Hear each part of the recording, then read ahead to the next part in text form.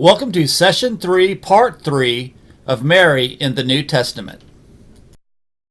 By the way, this whole notion of the scandal, I mean, we usually pass over this passage rather quickly and we don't pay attention, but just think of what Mary would have been experiencing through all this, whether it's, virginal conception or rape, whatever you want to, but whatever Mary must have been feeling like, being, on the verge of a culture and a society that basically saying, you've done something wrong and you need to be punished. The fear, the threat, the patriarchal mindset, all of that must have scared her to death, especially if we're talking about someone who was probably 12 or 13 years old. Not quite understanding what's happening in her life, and yet having to face these fears and these threats and the scandal of it all. And yet, by the way, the strength of this woman who was somehow or other, through others' help, in this case the story of Joseph, walks through this, gets through it, somehow or other hangs in there, open to God, whatever that means in her life. I mean, remember, we're talking about that we spoke about what Immaculate Conception was all about, and focus was on grace. God's grace was with her all the time, as God's grace is with us, but the need to open ourselves up for it and work through those very challenging, difficult, and in this case, scandalous events of life. And how difficult that is, as you've experienced some of those times, how difficult that is to do that. So just think of her as a human being struggling with the same issues here and the struggles that must have entailed. All right, let's move on. I just want to do the last two things here. The wisdom from the East and the refugee from slaughter is the way Elizabeth Johnson names them. The wisdom from the East is the famous Magi story, as you know. This is Matthew chapter 2.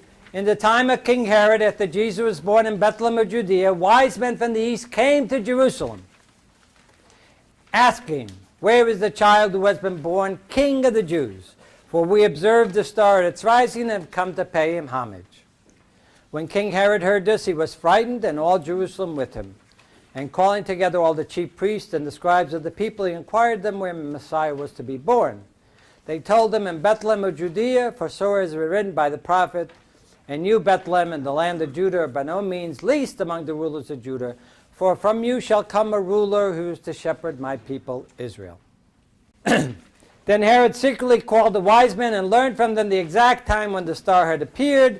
Then he sent them to Bethlehem, saying, "Go and search diligently for the child, and when you have found him, bring me word that I may also go and pay him homage."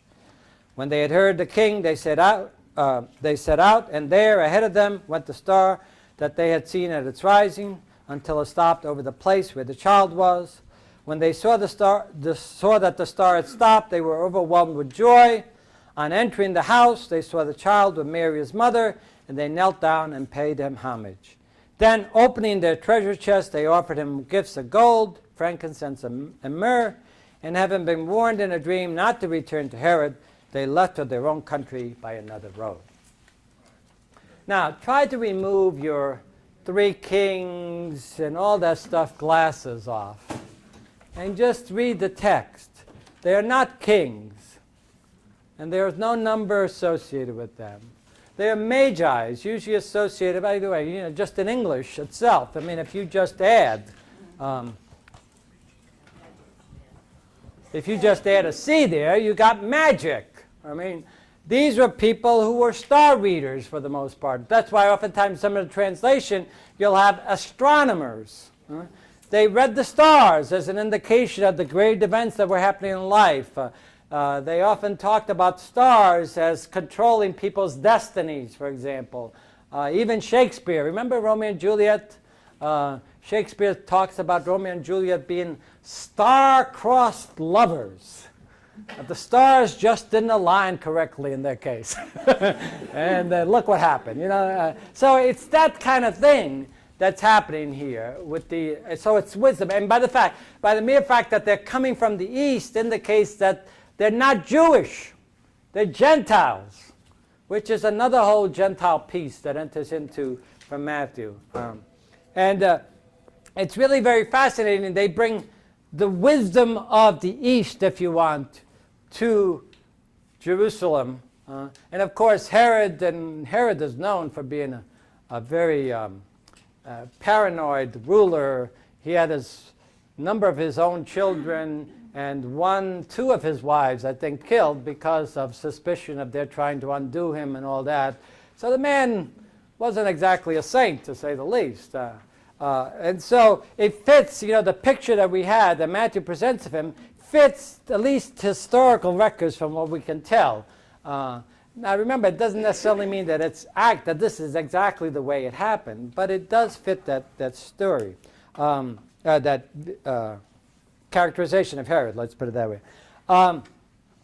What's going on here? What's really interesting, Elizabeth Johnson does this, and I hadn't come at it because Raymond Brown doesn't do this, and a couple of others, but the focus that she zeroes in is on verse 11. It says, on entering the house. Now remember, we traditionally picture the Magi's at the manger scene with the shepherds coming in and all that. We do a nice merging of the two gospel stories, and then we can even throw Santa Claus and Easter Bunny and everybody else in the manger, But, a little drummer boy included. But, you have to stay with this text. And in this text, they are not at a manger. They come to the house. Now, the house is very interesting here. First of all, it basically says that most likely Mary and Joseph, according to Matthew's narrative, Mary and Joseph were probably, they lived in Bethlehem. They didn't live in Nazareth like Luke has them. They lived in Bethlehem, and they had a house there. So that could be very, but Matthew is writing 85 to 90, where, interesting, house churches have already been established. In other words, people are meeting already in small gatherings in houses. And a really interesting take that she has on this is that what's happening in the wisdom from the East and in the presence of the child, Mary, his mother, and the father in the house, that the interactions there are actually an indication of what should be happening with a gathering of any group of disciples of Christ who gather in the house churches. That's how she sees the wisdom in this particular. Remember, these are theological stories. They're not intended to be.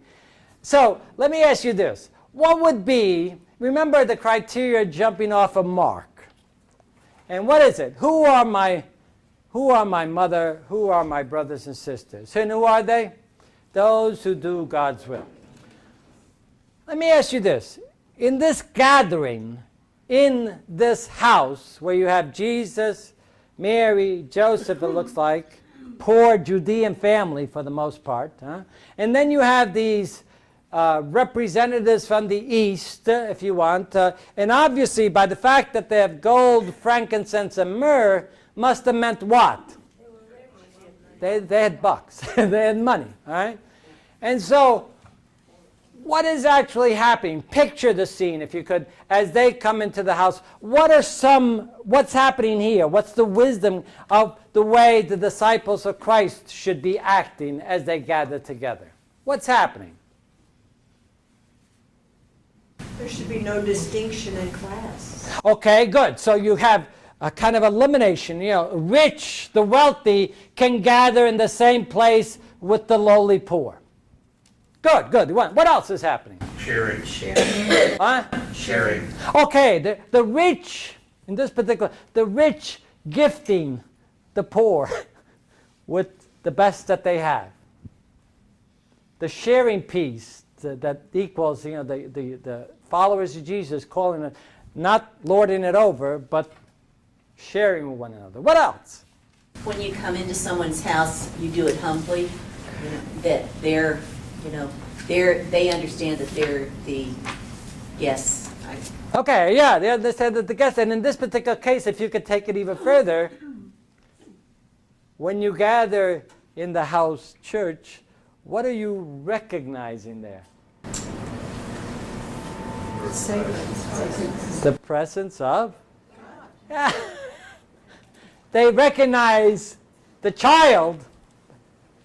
By the way, children would have been totally irrelevant in this case. I mean, you would never pay attention to children. You pay attention always to the adult. Here, the focus is on this child. There's something special that is actually the occasion, think about this, is actually the occasion for bringing us together. And for opening us to other ways of relating to one another that wouldn't have been possible before, or in a patriarchal, political, social, cultural mindset that they came from, would have been totally looked down upon as scandalous.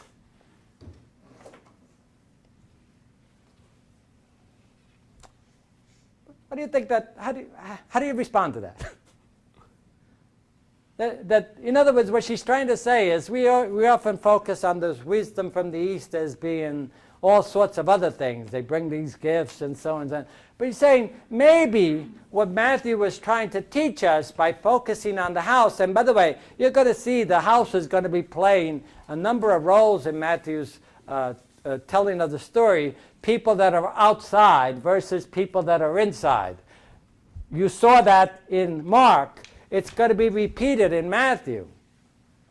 Those who are on the inside actually have an understanding, an openness to what Christ has called us to. Those on the outside are still struggling with it, still trying to figure out, do we want to go in or not? And if we do, what are the consequences of this? You see that? So it's really very interesting. She takes this whole route that it's actually the wisdom that's coming from these wise men is actually the kind of wisdom that the early Christian communities came to an insight as a result of having been with Jesus and have been disciples of Jesus. That they're called to eliminate all sorts of status. They're called to enter into sharing. Those who had were to share with those who didn't.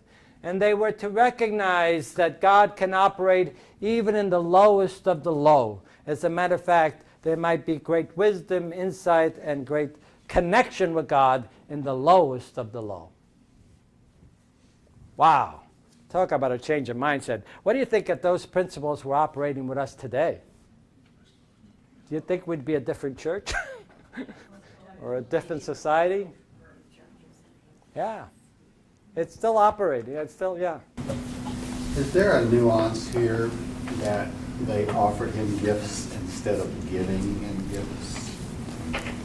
You offer someone something, there's always the chance that they'll say, Oh, that they could reject? Yeah, it's a good question. I don't know what the actual word is there. And you ought to go back and look at it. I'm not sure. I don't... gifts to charity, and we make sure they'll take it. Yeah, right. But being offered, yeah. I don't know, to be honest with you. I don't know, Darryl. Humble to say being offered gifts. Yeah. I don't know if there's meaning there. Right. But I just thought that her take on it was really very interesting. And by the way, the take of this, it's really interesting, the house and all of that, she does in the context of, think about this. This is in the context of fear, trepidation, paranoia, power struggles, someone who's obviously not very pleased with this message, not very pleased with this way of operating, not very pleased with the new perspective that this brings. And so you're going to have opposition all along, which is exactly what those who began to follow the Jesus program, if you want, this is exactly what they experience. This is not the way the world operates. You can't be doing this kind of stuff, and so on. You're going to be taken advantage of. Somebody's going to do something, whatever it might be. So, but the Herod and the fear and trepidation there is, the powers that be that are contrary to this way of operating. And that's why they're told in a dream, don't worry about that. Don't go back to that. Don't go back to that kind of It's another way of saying, don't go back to that kind of attitude, that kind of perspective. Continue on your journey. It's really interesting the way, I don't know if you know the history of this, but the way the story gets picked up is that after they leave here, and legend picks it all up, that they traveled everywhere, proclaiming the good news of the experience they had in the house. And that's the legend of the Magi. I mean, all sorts of books written on this here. As a matter of fact, I didn't bring the one that I had. Follows this kind of progression that they traveled all over the place. And you know, today the three kings, you know where they're buried? They're actually a burial place for them. Huh? Does anybody know? Yeah. Cologne? Yes, very good. Yeah, A+ on that one. Yeah, they're buried right underneath the altar in the cathedral in the city of Cologne, Germany. So if you ever get there and you want to see the three kings, go to the main altar. The famous story. I love the story. Famous story. Supposedly, you know, the way the tradition worked, that they represented the ages of humanity. So you had a young man, a middle-aged man, and an old man. So the old man dies first, of course, and he's buried underneath the cathedral. Didn't happen this way, but he's buried underneath the altar. And then when the middle-aged guy comes, he's buried there. They were able to find room there for him. But by the time the young guy comes, we're really a push here. So supposedly the story is when they couldn't get him in there, he says to the other two, "Would you guys mind moving over so I can get in here?" And so they made room for him, and the three of them are buried. So I think, anyway, I just love the story. But the fascinating thing, again, Matthew is an infancy narrative. We think of the infancy narratives as sweet, nice stories. This is not a sweet, nice story. This is the Christian message going on, and openness to God going on, even in the midst of fear, opposition, trepidation, and fear of death. Think of places in the world today where the Christian message survives and continues on, even in the very threat of death. And a lot of countries where we don't experience that in the United States, but others do. So a little wisdom from the East from him. Right? I think of the aspect of Mary. What was she thinking when these three wealthy Right. came into her house? Sure. Yeah. Exactly. Yeah. What was she thinking? Yeah. Right. And see, that's really very interesting, because the same thing would happen if you were going into a house church and you started seeing, go to the scriptures and read Paul's letters. Show one chapter. Paul's letter to Onesimus. I'm sorry, Onesimus is the slave. Paul's letter to Philemon, or Philemon, as they call it. It's a very short letter. And I often think about this, because in there, Philemon is a slave owner, and Paul has befriended a slave that ran away from Philemon, Onesimus. And he's made him a brother in the Lord, as Paul calls him. Now he's saying, I'm sending him back to you. And you can do whatever you want. You're the owner. You can do whatever you want. And most likely he could have easily been killed, whipped, whatever.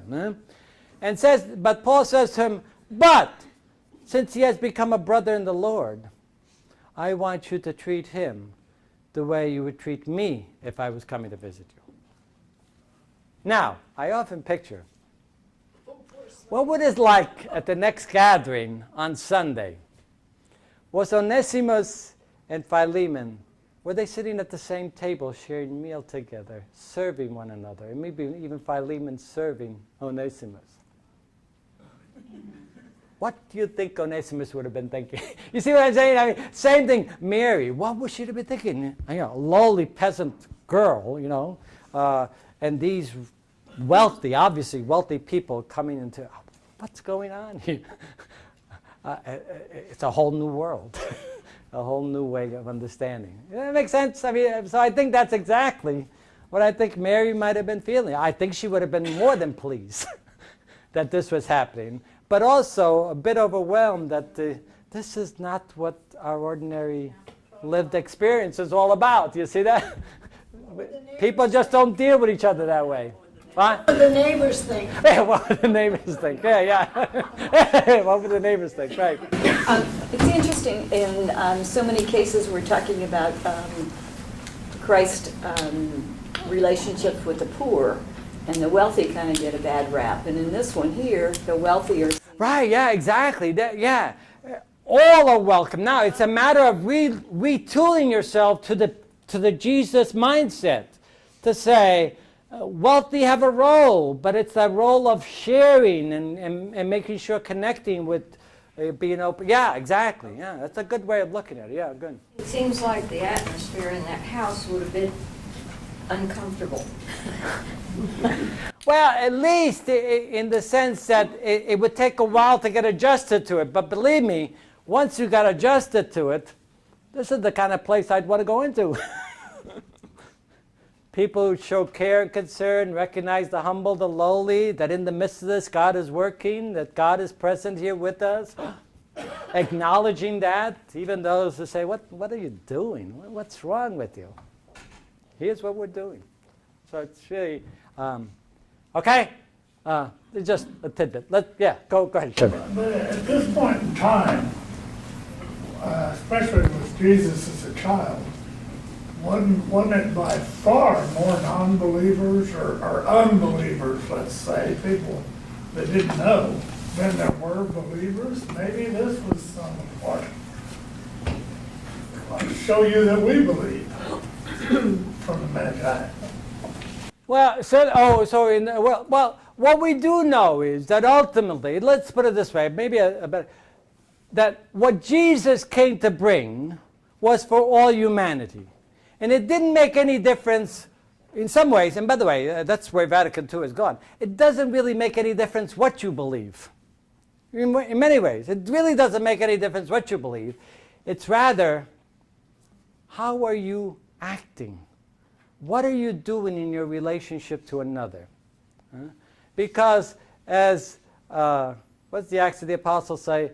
All those who do the will of God are acceptable and pleasing to God. And it doesn't say all those who are Catholic, all those who are Jewish or whatever. Right? It says all. So it's that notion. I think it's not so much what you believe, but how are you living the Jesus lifestyle, the Jesus values, the Jesus program. And I think that's exactly what's happening here, that all are open to that, all are welcome to do that, and whoever is open to it will enter into it. And it doesn't necessarily mean even that you have to buy Jesus as your personal Savior and be saved. What it means is, are you living those values? And I think what the wisdom that Matthew is presented here are some of those values. Concern, no status seeking, concern for one another, sharing, recognizing that God can operate even in the most unusual of circumstances that we don't consider elevated or important, whatever. So, all right, I need to move on because I want to finish Matthew before we get to Luke. And next week we Luke. Let me just finish this last one. And this is probably one of the most horrendous scenes in all of the Gospels. And images now of Mary and Joseph in this particular context, what were they thinking of? Now after they had left, an angel of the Lord appeared to Joseph in a dream and said, "Get up, take the child and his mother and flee to Egypt, and remain there until I tell you, for Herod is about to search for the child to destroy him." Now if you were parents of a young child just born, or even 2 years old, would this be a very comforting message? Good God, all of a sudden you got, a major threat, fear, death, yourself, the child, all of it. I mean, and then to be told to leave your house and go to a foreign land, foreign customs, you didn't even know the language.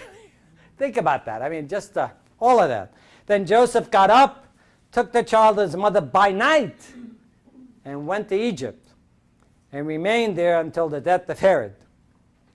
This was to fulfill what had been spoken by the Lord through the prophet, "Out of Egypt I have called my son. By the way, the connection here is to what? Old Testament Jewish connection. Huh? Yeah, the Exodus. This is a key component of the Exodus experience. Remember, Matthew is talking to a Jewish audience. So here he connects two very clear, powerful experiences in the lives of the Jewish people. The first one is the Exodus. And notice Jesus will play the role of the one coming out of Egypt to save God's people. A Moses role. You see that? So that's the connection here, right? And then 16, when Herod saw that he had been tricked by the wise men, he was infuriated, and he sent and killed all the children in and around Bethlehem who were 2 years older and under, according to the time that he had learned from the wise men. Now just imagine, I can't even begin to imagine. Now again, if this even happened in just a minor scale, what this would have been look like. You know, children being killed, mothers and fathers, you know, just unconsolable grief over this whole issue. I mean, so just all of that terror and fear that's going on here. Then was fulfilled what had been spoken through the prophet Jeremiah. A voice was heard in Ramah, wailing and loud lamentation, Rachel weeping for her children. She refused to be consoled because they are no more. That's a famous incident that Jeremiah refers to. And what he's talking about there is the exile of the Jewish people from their land to foreign territories. It's kind of connecting with what's happening to Jesus, Mary, and Joseph. They're being exiled to begin with. But the connection now here is to what is happening in the town of Bethlehem. And here's what's happening. What Jeremiah is referring to is Rachel is one of the ancestors. And she's buried. She was buried actually just supposedly outside of Bethlehem. In a cave outside of Bethlehem where you would usually bury people. And supposedly during the exile, what would happen is the troops were tracing the children of Rachel, the Jewish people, from Bethlehem to the north into their home territory, the Assyrians and then later on the Babylonians, all right?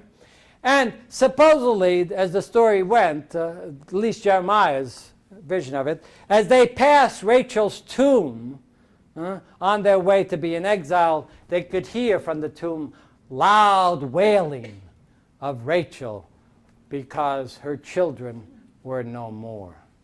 So that's the scene, the way Jeremiah sets it up.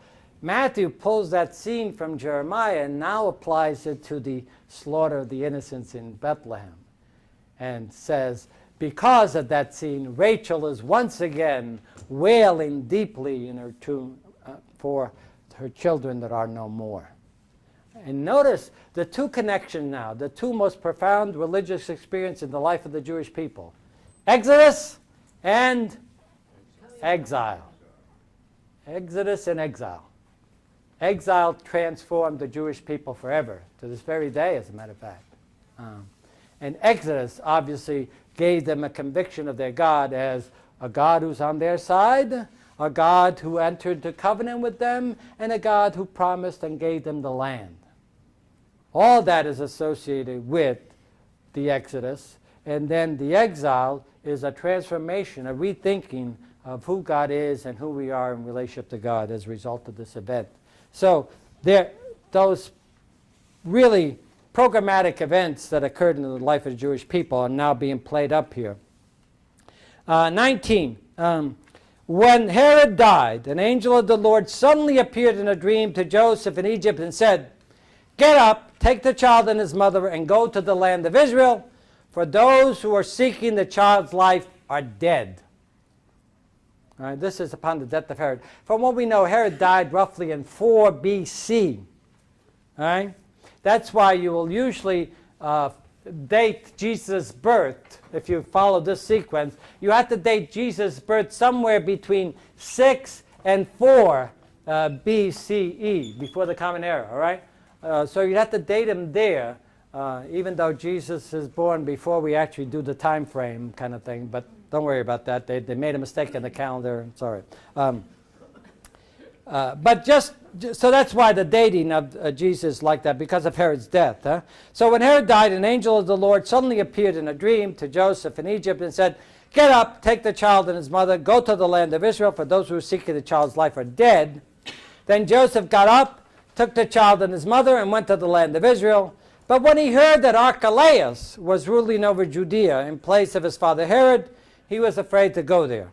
And after having been warned in a dream, he went away to the district of Galilee. There he made his home in a town called Nazareth, so that when what had been spoken through the prophet might be fulfilled, he will be called a Nazarene. What Matthew knows is that when Jesus comes out as an adult, he's from Nazareth. Now, if he was living in Bethlehem, he's got to figure a way to get into Nazareth so you can set up for the next scene in chapter. And this is exactly the way he does it. He's going back to, obviously it sounds like they're going to go back home to Bethlehem. But then they find out that Archelaus, who, by the way, the apple didn't fall very far from the tree. Tremendous, treacherous person this guy was. For example, on the death of his father, and his father had ordered this, and he did it. On the death of his father, since many people were glad to have Herod killed or dead, he knew that not too many people would weep over his death. So he said, "Kill all the main people in the area that people respect, and then they will be weeping for me whether they like it or not." That's Herod. And his son proceeded. One of his first things, was a little rebellion. Thank God that Herod was dead. And there was a little rebellion. He proceeded to crucify about 2,000 or 3,000 Jews just to get the message across, So you could see why they would have. But this whole notion, too, that theologically Matthew has to get him to Nazareth. So when the next chapter, when he comes out as an adult, he's Jesus from Nazareth. Two key experiences, the Exodus and the exile, all right, that transformed the Jewish people. What Matthew is trying to say is that Jesus is very much in tune with what makes us Jewish and what the image of God that comes out of our Jewish experience. He's very much in tune with that. And it's an attunement that is oftentimes caught up with violence, and trying to make sense of God's presence in those dangerous, violent, murderous events of life. That God somehow or other still operates and still is the one who brings light and order and salvation, if you want, even through these horrendous, murderous experiences of life. The Exodus experience as well as the exile experience become ways of attuning ourselves to God more, even though they were horrendous experience for the Jewish people overall. Jesus is one who, through his own suffering in his own life, and Mary and Joseph are going through this. So imagine Mary. I can often imagine Joseph in Egypt. Joseph in Egypt must have been a migrant worker. Think about that. He probably didn't know the language. He was a foreigner in the land, probably, God forbid, taking a job away from the Egyptians, Think about this. Think about it in the realm of what we would do today. Seeing Mary and Joseph and Jesus as refugees, trying to seek a better, safer land somewhere. Were they welcomed? What was their situation? How do we, in the house church, how should we welcome people, and so on, and so on, So it's really a fascinating, and we can spend a whole bit of time just unpacking this. Things haven't improved a whole lot because it's going on in Syria right now. That's exactly the point, yes, that's exactly the point. That's exactly the point that I think, is being made by looking at this with those perspective, our own situation right here and now. Refugees, people escaping just on mere fear of their lives, trying to find safety in a land that they don't know. They'll end up in refugee camps. Nourishment, food. Where did they get nourishment and food along the way? It's really very interesting, by the way, just to jump off of this. what happens in many of the work that was done after this was they really romanticized this traveling to Egypt. Oh, God was with them along the way. The animals even bowed down as they passed by. You know, all the when I grew up with all sorts of stories. You know, soldiers had stopped them on the way, and Mary was carrying the baby in here, and supposedly they asked, "What do you have there?" He says, "Oh, I have roses, flowers for my mother," and so on. And says, "Oh, let me see." He says, and sure enough, she opened up, and there were a whole bunch of roses, and they were wondering how in the world a bunch of roses were there in winter and all that kind of stuff. So all these kinds of real miraculous stories. So we romanticize the events, but here, this is not romanticized at all. This is threatening lifestyle, and these events, as Frank just said, these events are happening today in our world, and yet somehow or other God can operate even through this. And we got to sort out how we can be factors in that God, being open to God, and how we can promote that house church that I was talking about, the wisdom, promote that house church in our day and age, okay? So anyway, I didn't give you a chance to talk, but it's time to go, I know that. Next time, I'm going to focus primarily on Luke, so look at those passages. By the way, I gave you 3 handouts today. I didn't do the 4 handouts, actually have 2 Catholic updates. Very good. One by Elizabeth Johnson and the other one by Maloney, I think his name is. Both very good on looking at the historical and cultural situation of Mary. And then I gave you a little handout on Lucan passages. Look at those Lucan passages, especially the Annunciation thing, and read that little handout. The green handout that you have at your table, make sure you take that with you. And we'll focus on Luke next time and hopefully try to end with the Acts of the Apostles. All right? Thanks. We'll see you. This is the end of Session 3, Part 3. To continue the course, please go back to the main menu and click on Session 4, Part 1 of Mary in the New Testament.